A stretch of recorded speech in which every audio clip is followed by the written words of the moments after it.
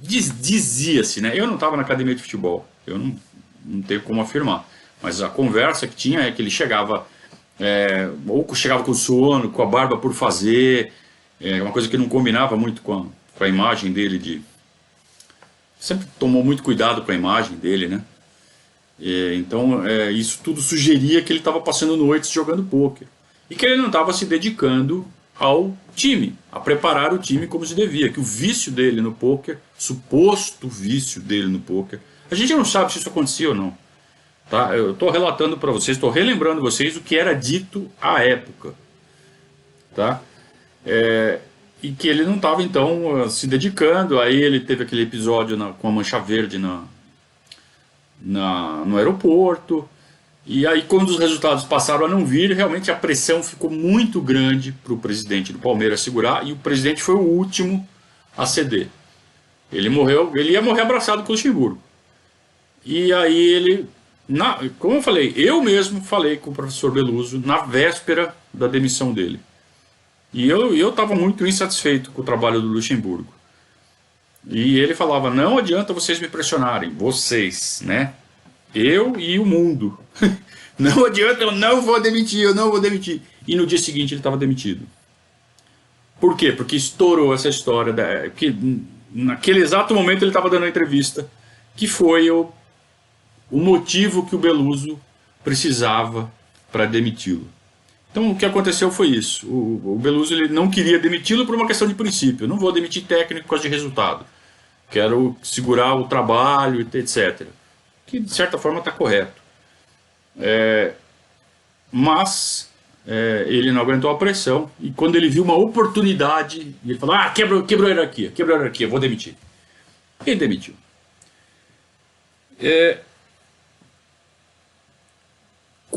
Isso aconteceu então na véspera do clássico contra o Santos, pela 8ª rodada do Campeonato Brasileiro.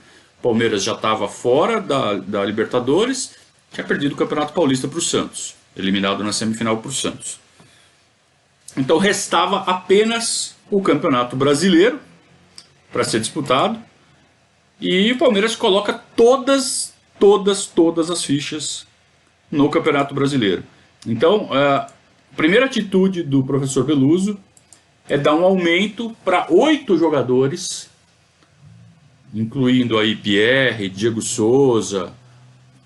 Os medalhões ganharam aumento para não saírem, para não deixarem o time, para reforçar, para manter o time forte, visando a disputa do Brasileiro. Era claro, era nítido que era uma questão de honra para o presidente Beluso ganhar um título. Ele sabia que tinha um time forte na mão e não queria perder essa chance.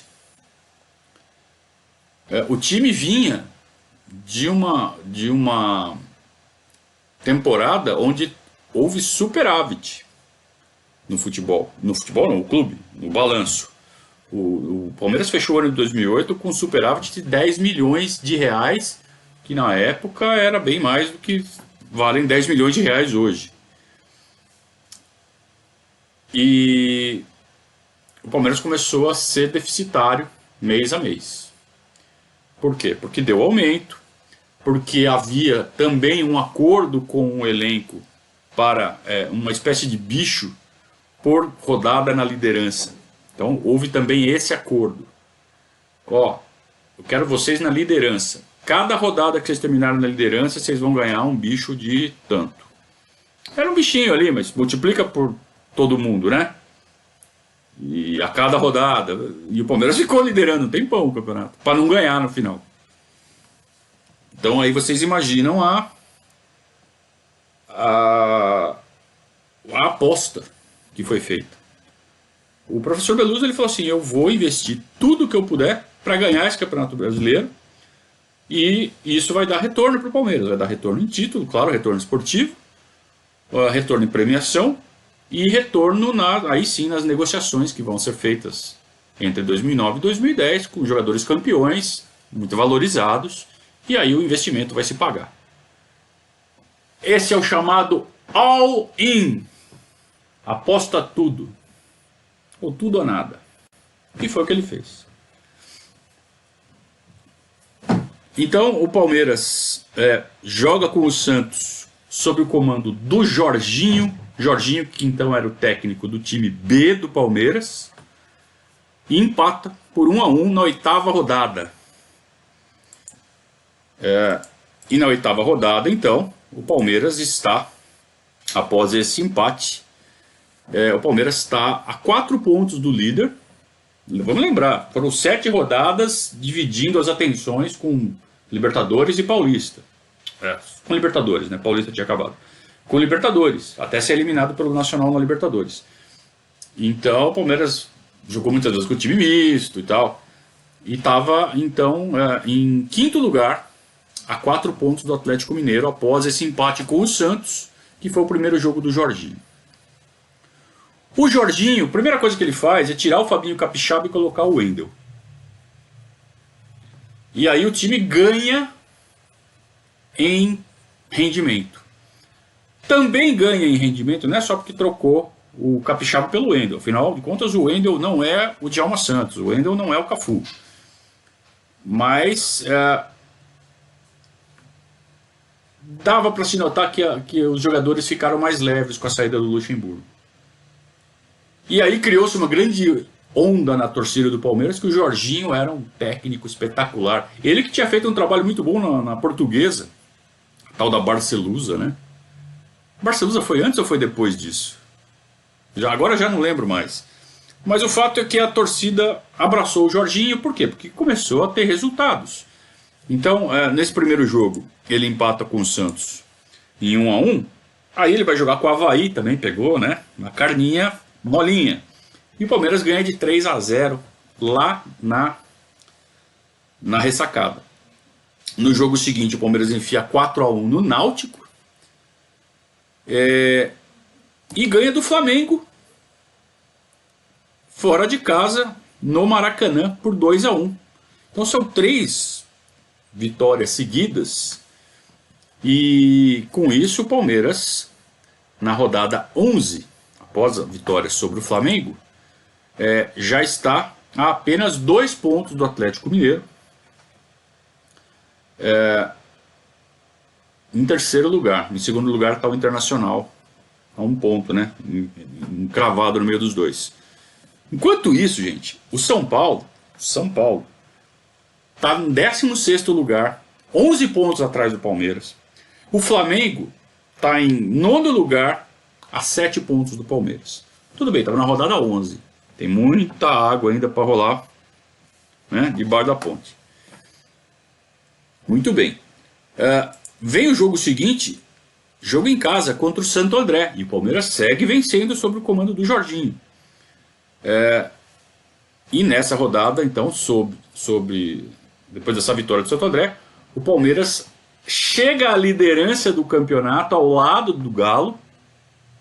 O Galo empata, o Palmeiras ganha. Pelo saldo de gols, o Atlético Mineiro ainda é o líder. Mas é empatado em ponto, empatado em vitória, empatado até nos gols contra. Nos gols pró, né? No saldo, né?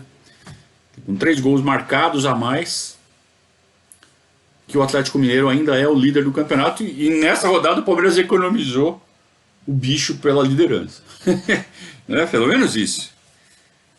Mas estamos na rodada 12. Na rodada 13, o primeiro e único tropeço do Jorginho.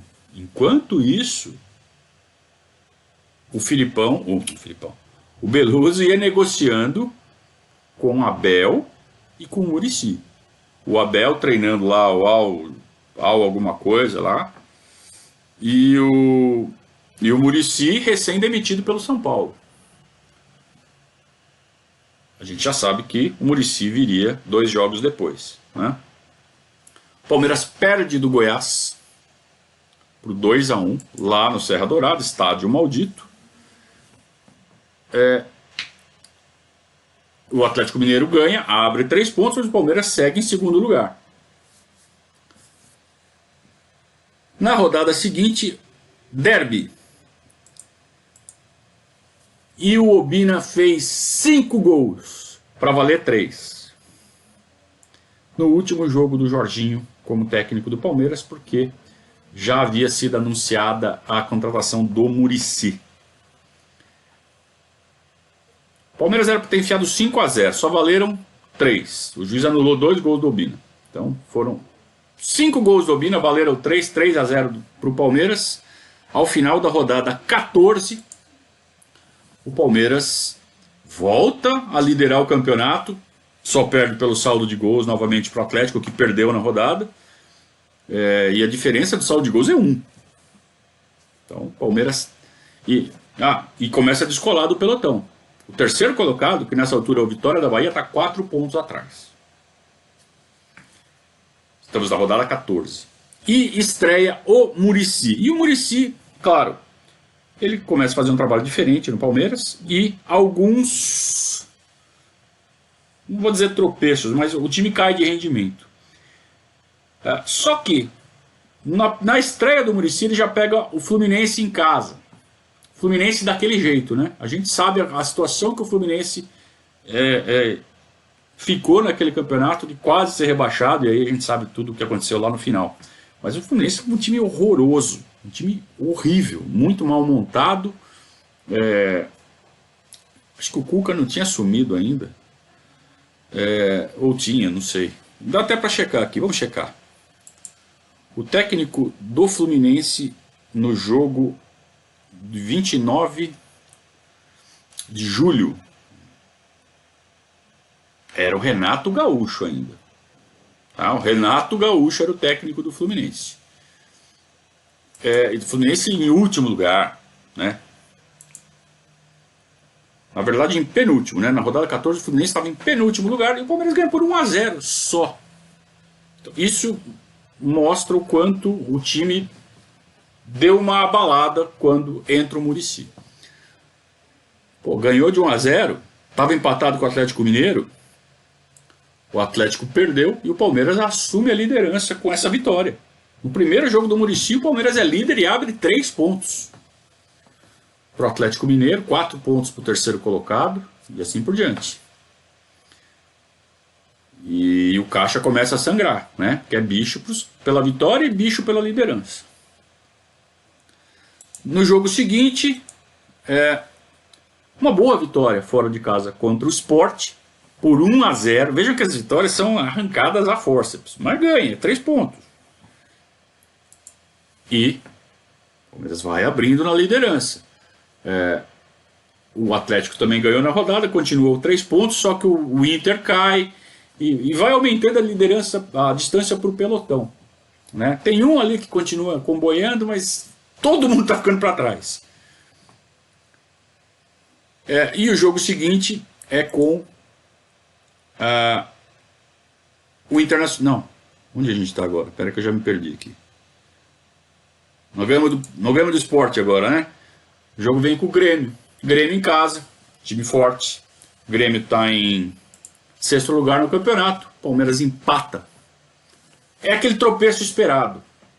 A gente sabia que o time estava pegando o jeito ainda. O Wendel na lateral direita, hein? Time base: Marcos, Wendel, Danilo, Maurício Ramos e Armeiro, Pierre Edmilson, Diego Souza e Cleiton Xavier, Obina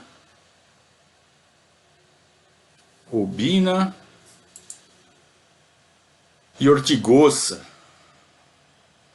Às vezes jogava com 3 volantes. Diego Souza ia para frente, jogava ao lado do Obina. Mas vejam, Obina não dava segurança. O Wendel não dava segurança.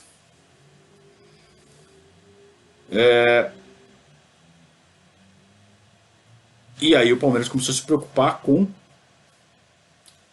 ter mais reforços. Vamos reforçar mais. Vamos garantir esse campeonato. Não vamos perder por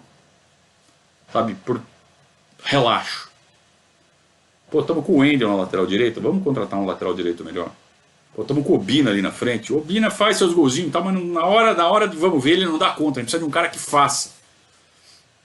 Tudo bem que a gente tinha o Robert no elenco ainda, hein?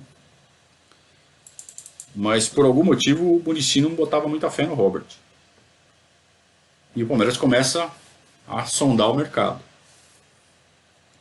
O Palmeiras empata com o Grêmio, o Palmeiras empata fora com o Atlético Mineiro, o Palmeiras empata em casa com o Botafogo. Vejam, nessa altura já são, sob o comando do Muricy, já são 5 jogos, ganhou os 2 primeiros, mas daí empatou 3. O time se acertando.